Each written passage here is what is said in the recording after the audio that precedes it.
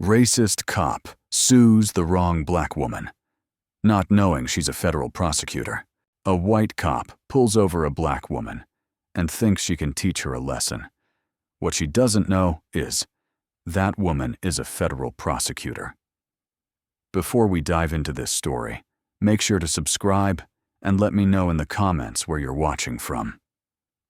Tuesday morning, downtown Augusta, Georgia, just past 7 a.m.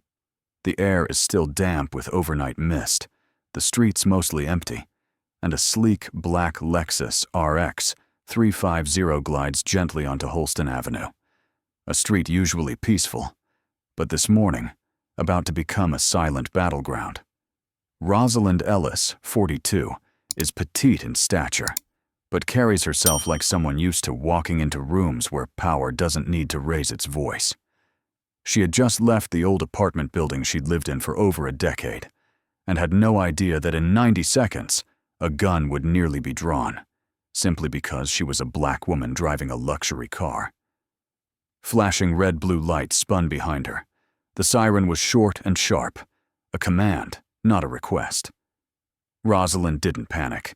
She pulled over like someone who's had to do this more times than anyone should in black life.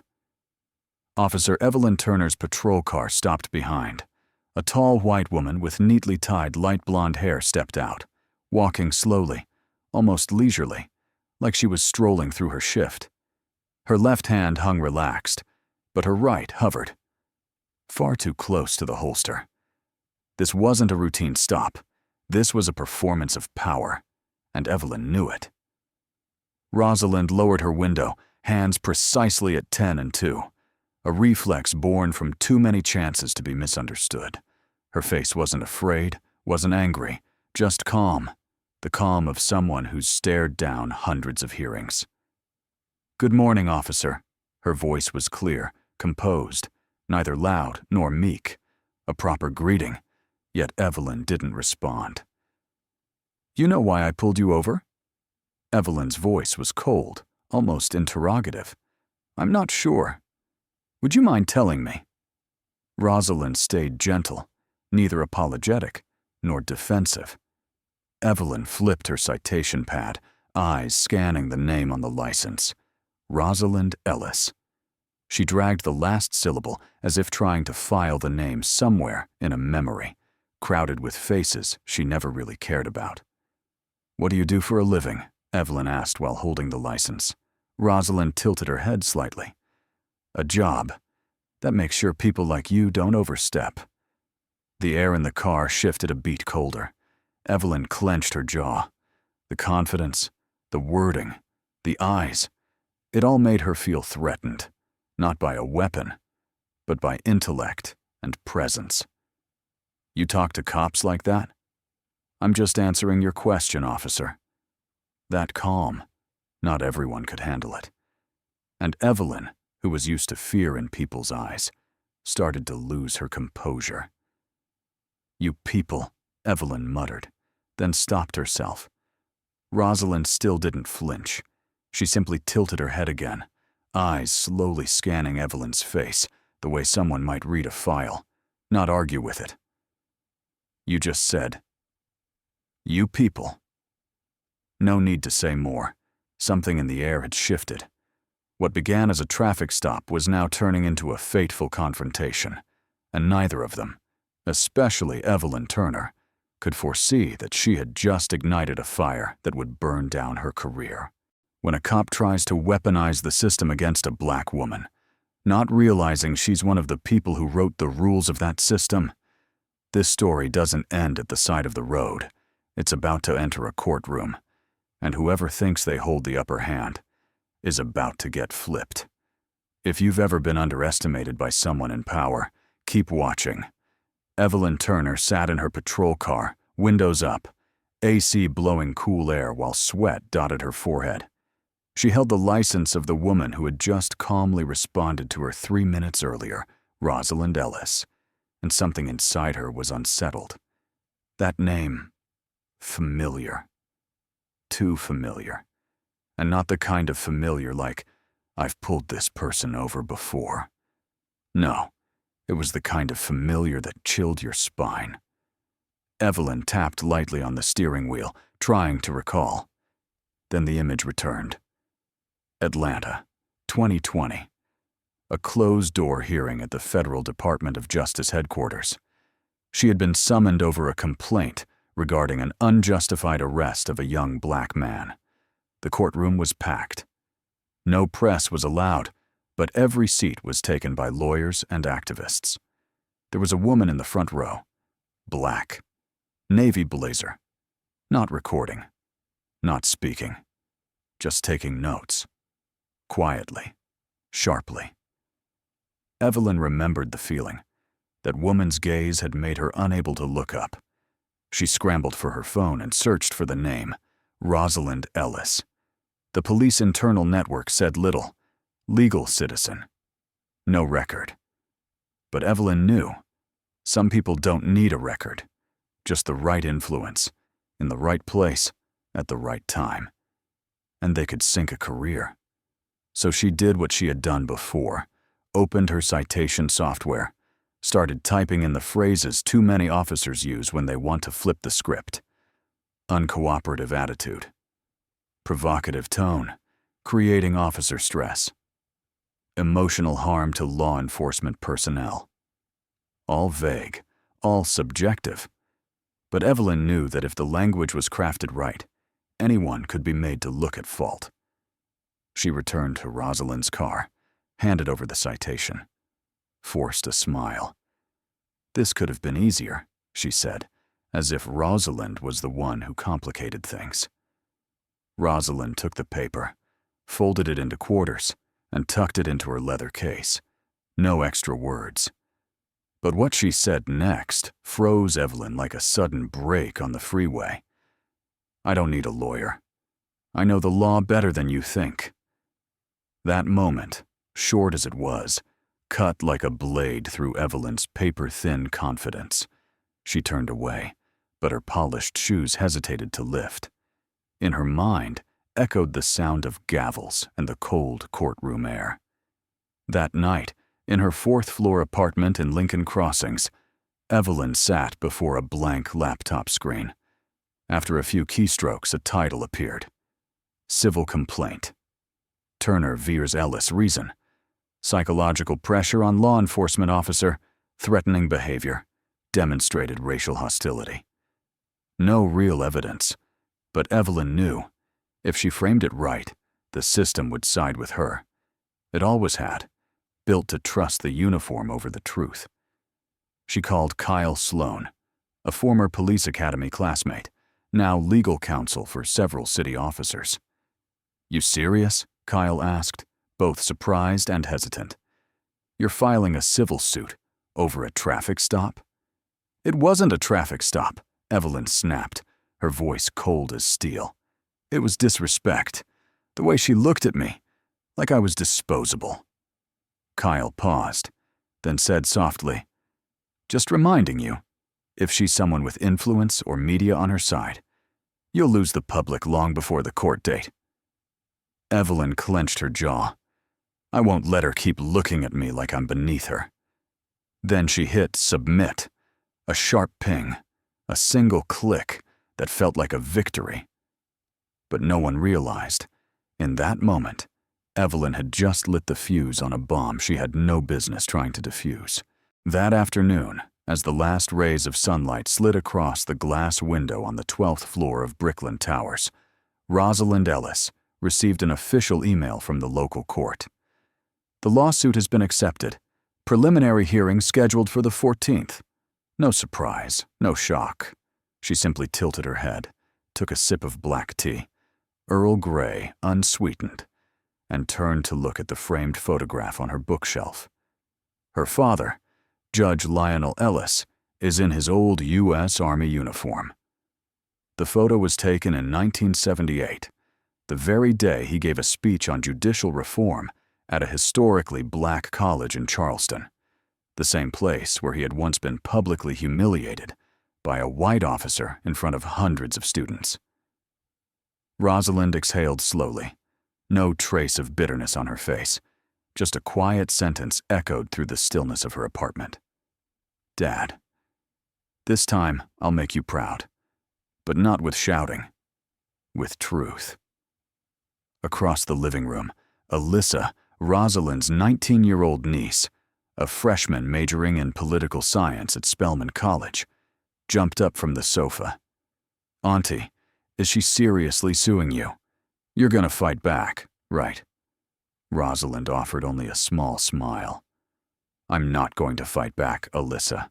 I'm going to respond. But not with fists. With the law, Alyssa looked confused. But why not go public? Why not tell the whole city who you are? Rosalind just looked out the window. The city lights came on like every evening. But tonight, something had changed. A quiet war had begun. At that very moment, inside the Midtown Division police station, Evelyn Turner sat in the break room, recounting the traffic stop like casual gossip.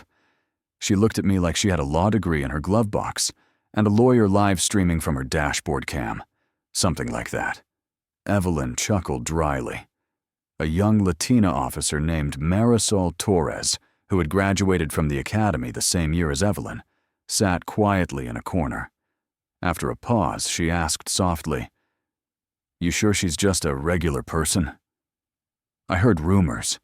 She used to work at the DOJ office in Atlanta. Evelyn shrugged, trying to appear dismissive.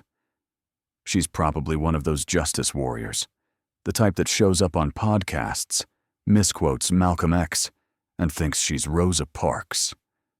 Marisol didn't argue, but when Evelyn left the room, she silently took out her phone and sent a short message. "You need to see this. Call me." Recipient: J. Meyer, Federal Prosecutor's Office. That same night, Rosalind sat by her apartment window, the streetlight casting a warm yellow glow across her face. She wasn't writing. Not on the phone. Not planning. She was just thinking.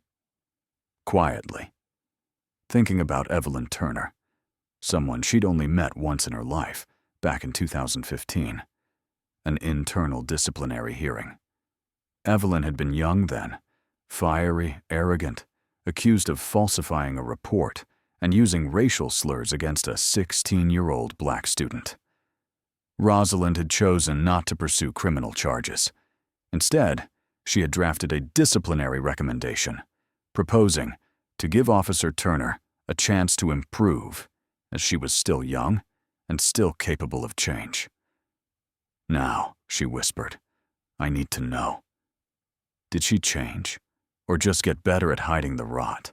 Monday, 8:35 a.m.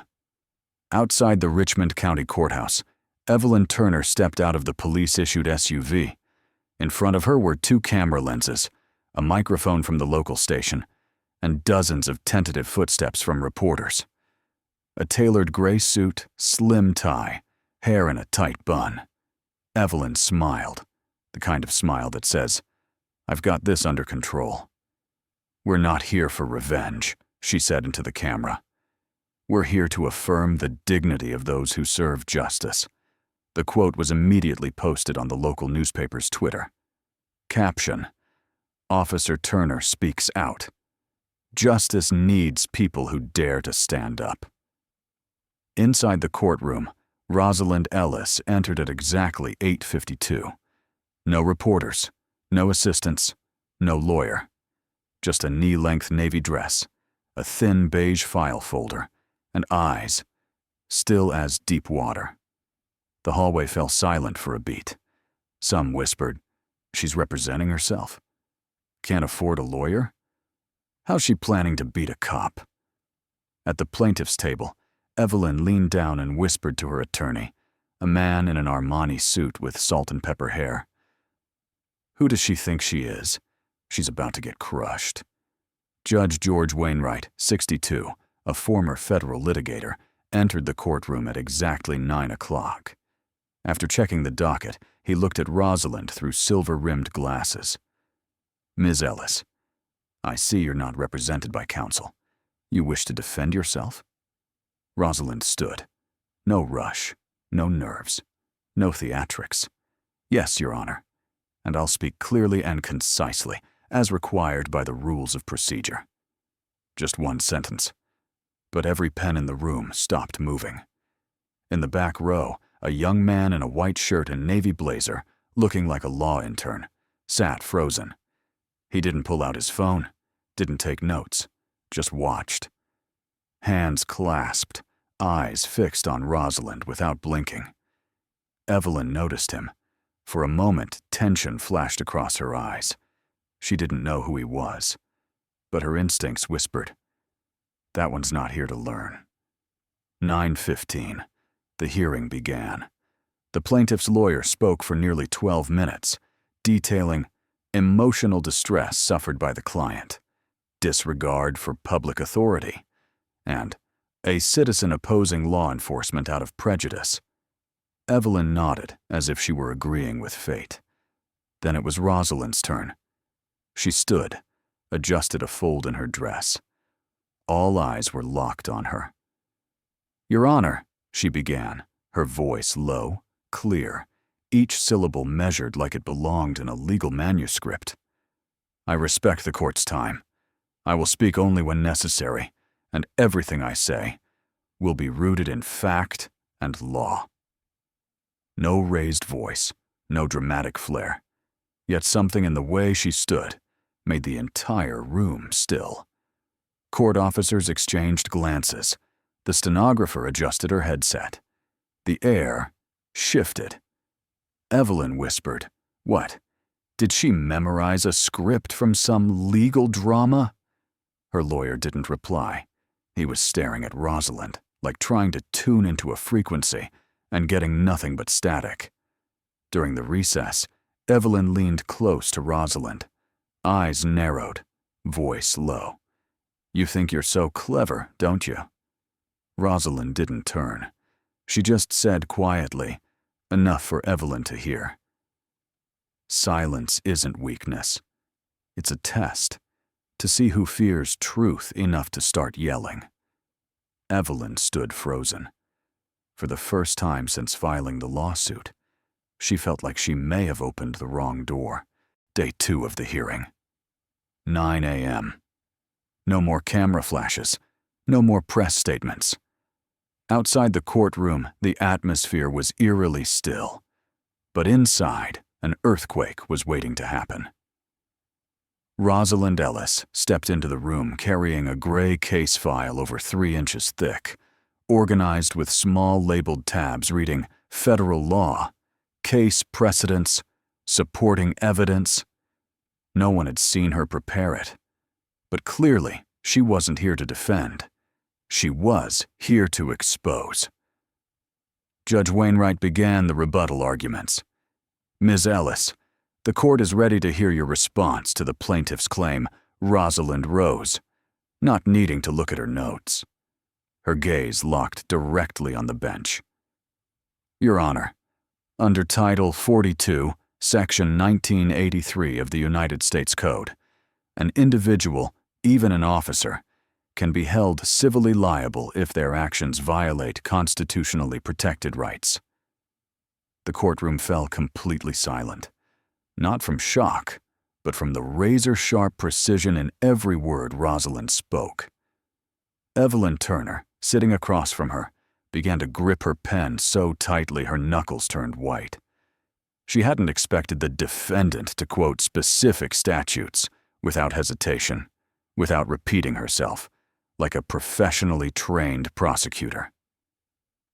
Rosalind didn't pause. "Next, I cite the legal precedent from Brown v.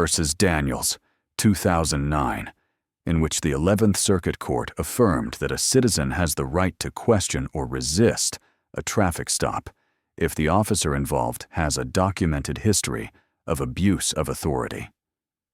Evelyn's lawyer began fumbling through his tablet. Evelyn turned to him and muttered, "What the hell is going on?" Rosalind opened the second section of her file. She pulled out copies of 3 internal complaints filed between 2017 and 2019, including one where Evelyn Turner had been reported by Luis Martinez, a Latino driver in Westview, for being pulled over without cause. This document, Rosalind placed it on the evidence table, illustrates a repeated behavioral pattern. Misuse of authority, coupled with racially charged language. Evelyn slammed her hand on the table. This is irrelevant. That's ancient history. The judge didn't even look up. He merely raised his hand slightly. It may pertain to a pattern of conduct, Officer Turner. Ms. Ellis, where did you obtain these documents? Rosalind didn't blink. They're all publicly accessible. I have a habit.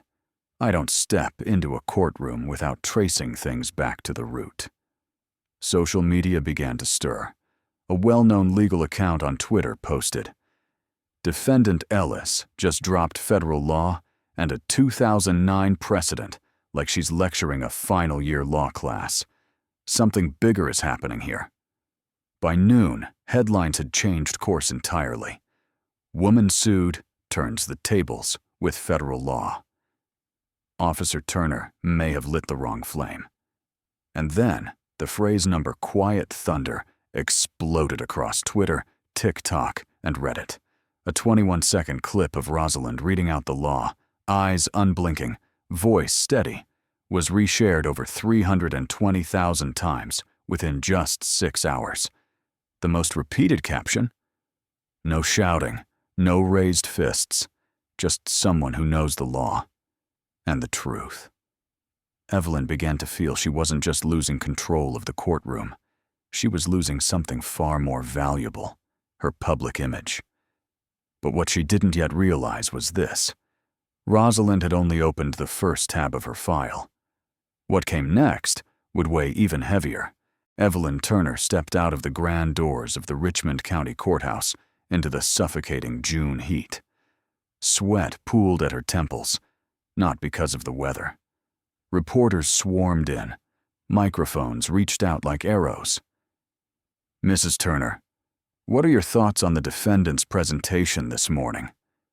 Is it true that Ms. Ellis accessed internal police records?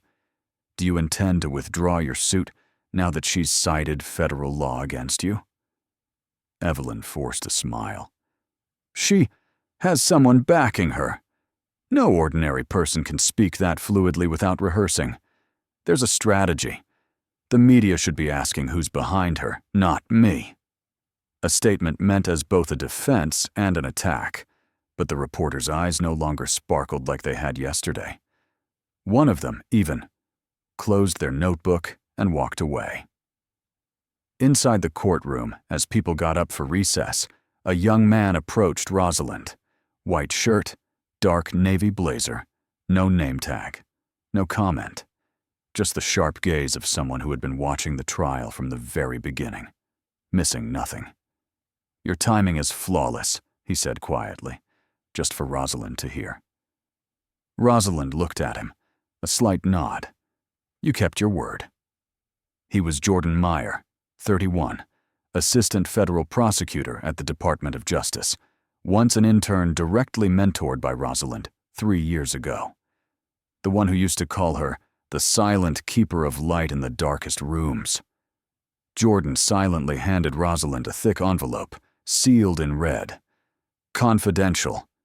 DOJ Internal File 2015. "This is what you need for the final blow," he said. Rosalind nodded but didn't open it. Not yet. A real strike. Lands at the right moment. Evelyn returned to the plaintiff's table. She looked around. The press took fewer notes. Photographers snapped fewer shots. Even her lawyer, who once promised to steer the winning course, now exchanged uncertain glances with his assistant. The glass of power was beginning to crack. That night, in her 5th-floor apartment at Broadwood Residences, Evelyn stood before the liquor cabinet, a glass of scotch in hand, but she didn't drink. A soft ding came from her phone. A message. "I need to think. There's something you've never been honest with me about." Elisa, her wife, the woman who had stood beside her at every medal ceremony, every police memorial, the one who believed Evelyn was the calm within the storm. Evelyn leaned her head against the balcony railing, her heart racing not from anger, but because, for the first time in years, she was truly afraid of losing something irreplaceable. At that same moment, in a brick home in the Summerfield district, Rosalind sat in the lavender garden her father had once tended by hand. Night had fallen. A thin mist clung to the violet petals, reflecting the lights like glass. She didn't read the news, didn't watch TV, didn't check social media, even though the hashtag Quiet Thunder had surpassed 2 million shares in just 24 hours. She simply sat there, like someone guarding something deeper than victory. Alyssa held her phone, eyes locked on the screen. "Auntie, social media is calling you the new face of justice. They want to interview you, make a Netflix doc. Are you going to accept?" Rosalind smiled faintly, her gaze still fixed on a flower bud. "I don't fight to be seen. I fight, so others are forced to look at themselves." Day 3. 10:04 a.m. The courtroom of Richmond County was no longer as silent as it had been on the first days. The quiet now carried the sound of foreboding. Evelyn Turner sat at the plaintiff's table, clutching a blue ballpoint pen, as if it were the only thing keeping her from slipping out of reality. Her lawyer whispered, "Today, Ms. Ellis may give her final rebuttal. But don't worry. There's nothing new left." Evelyn nodded, but inside, fear was knocking for the second time. Rosalind Ellis entered. No file folder, no projector, no note cards. Only a thin sealed envelope, marked at the top. DOJ Internal Affairs Division. Redacted report, 2015. Judge Wainwright called her name. Rosalind stood. "Your Honor, today I submit my final document. Not a narrative, not an interpretation, but an official investigation report."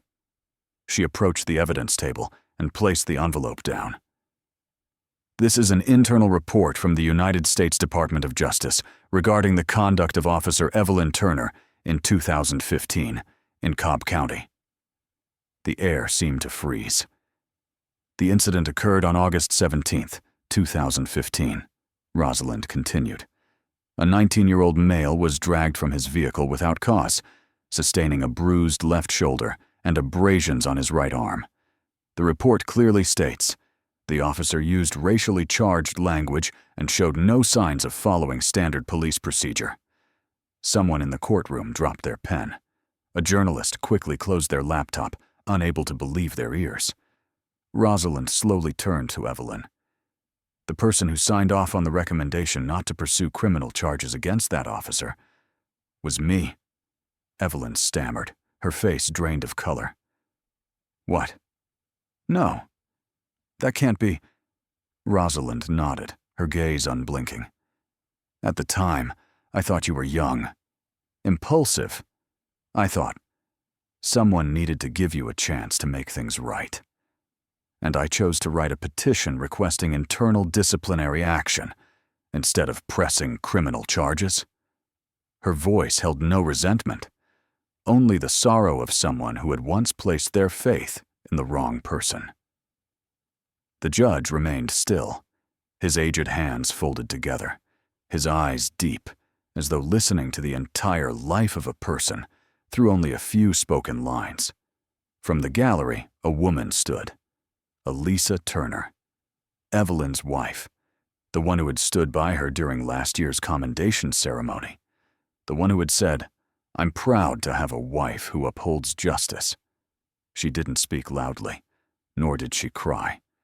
She simply walked toward the plaintiff's bench, stood there, and said in a voice nearly broken, "I asked so many times if there was something I needed to know. And now, I do." Evelyn shot to her feet, her voice catching. "Alyssa, please. Wait, it's not what you think." But a soft shake of the head said, what 1,000 words could not. Alyssa turned away. No need to look back. She left the courtroom like a door to character slamming shut for good. Still, No one in the courtroom dared to speak. The headlines had changed from the very moment that envelope was opened. Now, every news outlet carried a similar line. Federal prosecutor exposes the very woman she once chose to forgive. Social media shifted direction. A new hashtag emerged. # Justice with Grace. Justice delivered with calm, not with shouting. Rosalind did not smile. She did not walk faster. She did not pound her chest like a victor.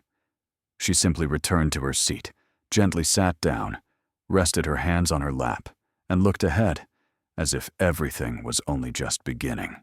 On day 4, the trial concluded with a withdrawal from the plaintiff.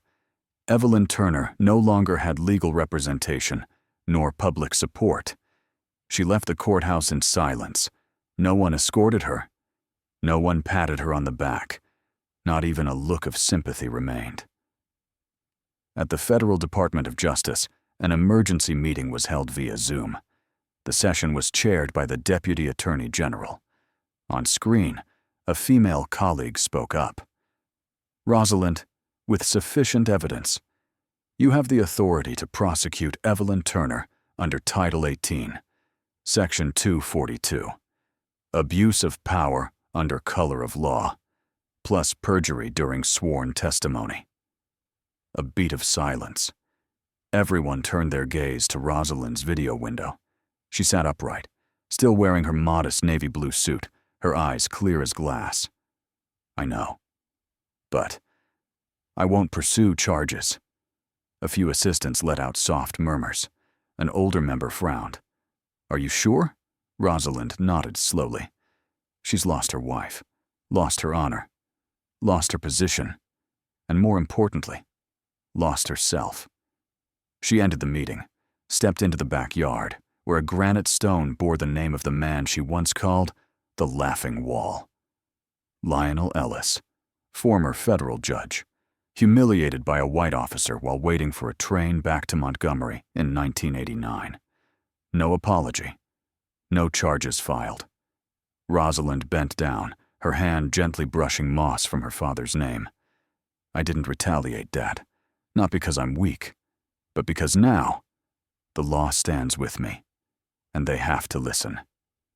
That afternoon, her email inbox received a strange video. No subject, no caption, only 2 words. Final statement. Rosalind opened it in silence. Evelyn Turner appeared on screen. Bare face, no makeup. Eyes red. No wedding ring on her hand. She said, "I grew up in a world where fearing a successful black woman was considered normal. I used to think keeping order meant maintaining the old structure. Now, I know. I was wrong. I'm not a monster, but I am a product of a system that knew it was broken and chose silence." A single tear fell, then the final line. "I don't ask for forgiveness. I only hope you know. I understand now." Rosalind sat still. The laptop screen dimmed. She did not cry, nor did she smile. She lifted her hand and gently pressed delete. No saving. No reply. No press leaks. She chose to close it for good. Alyssa walked into the room, seeing Rosalind standing by the window, the sunset dyeing her hair a copper red. "You're not going to do anything else?" Rosalind replied softly. "Forgiveness is freedom. Not for them, but for ourselves. I don't need an ending with handcuffs. I end with boundaries." That evening, the homepage of The Atlantic featured an article titled, "When the Defendant Turned the Courtroom into a Lesson for the Entire System." The most widely shared excerpt read, "Rosalind Ellis didn't throw stones. She didn't have to, because each measured step she took was a stone, shaking the system from within." That morning, the 4th floor of the Augusta Federal Courthouse was unusually quiet. Only sunlight slanted through the glass windows, and the sound of high heels echoed in a steady rhythm. Rosalind Ellis, wearing a camel-colored coat that brushed her knees, turned left at the east hallway, and then she stopped. Evelyn Turner was sitting alone on a stone bench against the granite wall. No badge, No uniform, no press lights, just a woman. Head bowed, hands clasped together, as if holding on to the last warmth of self-respect. Rosalind said nothing. She reached into her bag and pulled out a small object wrapped in black velvet, along with a white piece of paper folded in four.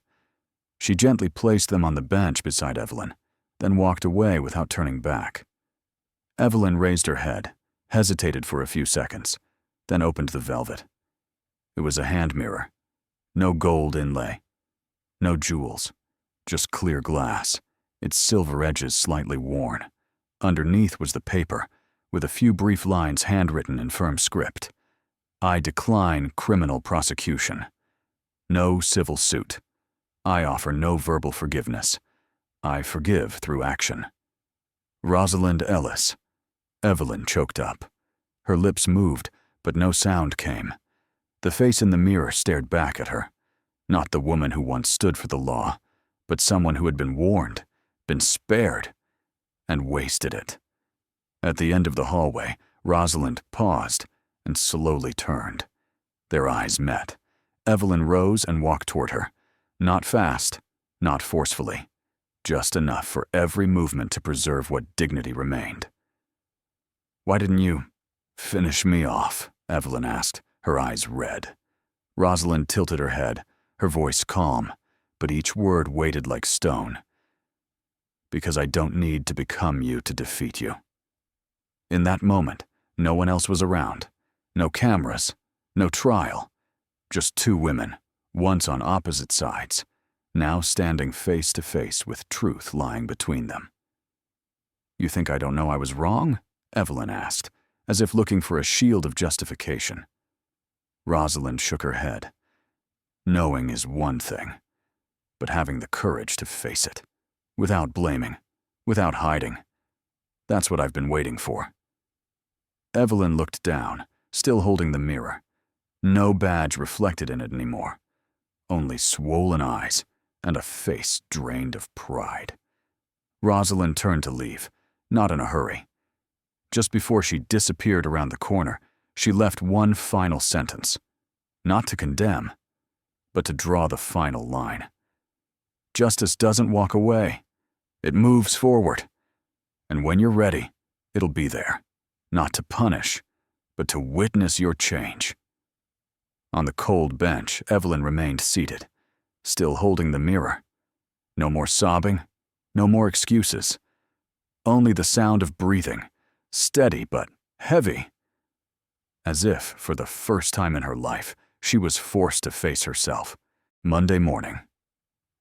The headquarters of the U.S. Department of Justice in downtown Augusta opened as usual, but the atmosphere felt different, lighter, calmer, as though a storm had passed and left not ruin, but clarity. Rosalind Ellis entered the building with her familiar brown leather bag. No entourage of assistants, no camera crews tailing her.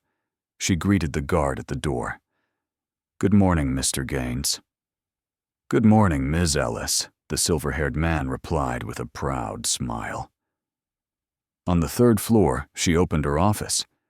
Nothing had changed. The black leather chair, the tall bookshelf crammed with case files, and the familiar place, a black and white photograph in a silver frame. Her father, Federal Judge Lionel Ellis, looked out from the picture, a gaze full of quiet strength, once humiliated by a young white officer during a trial in 1989. That day, he didn't retaliate. He simply gave a just ruling, only to be eclipsed by prejudice and power. But today, he lived again, through the composed resolve of his daughter. A soft knock on the door. A young, skinny intern, awkward and nervous, poked his head in. "Ms. Ellis, I just wanted to ask, have you ever lost a case?" Rosalind didn't answer right away. She stood, walked to the bookshelf, and pulled down a thin file. "Read the case file of John K. Jefferson. Wrongful conviction, 2012. No one spoke up because silence was mistaken for guilt. But truth doesn't need to shout. The intern bowed as he took it. eyes lighting up. He stepped out and closed the door gently behind him. Beside her desk, one item stood out, the silver hand mirror. Not for grooming, but to remind her each morning, justice is not a robe. It is a mirror. One that reflects not appearance, but essence. Every file she handled, every question she asked, every decision she signed, all required truth, unpolished, unflinching. The desk phone buzzed non-stop, CNN requesting a talk show appearance. NPR is offering an exclusive interview. A group of Yale students invited her to give a virtual lecture. Rosalind flipped the phone face down and left it. She hadn't entered the fight for the spotlight. She didn't need a stage to prove righteousness. True justice is not a moment. It's a direction. Outside, Augusta returned to its daily rhythm. Crowds bustled. School buses honked cheerfully, and coffee shops opened with warm aromas spilling onto the sidewalks. But in the eyes of those who had followed the Evelyn Turner trial over the past 3 weeks, Rosalind Ellis was no longer just a black federal prosecutor wrongfully sued. She was the woman who made the system confront itself, not by raising fists, not by shouting. She chose silence honed like metal and let her opponent be wounded by the very blade they drew. In a world where everyone screams to be seen, Rosalind Ellis chose silence, not to disappear, but so that those who once dismissed her could no longer look away. In the end, something had begun to shift. Join us in sharing meaningful stories by hitting the like button and subscribing. And don't forget to turn on the bell to start each day with deep lessons and heartfelt empathy.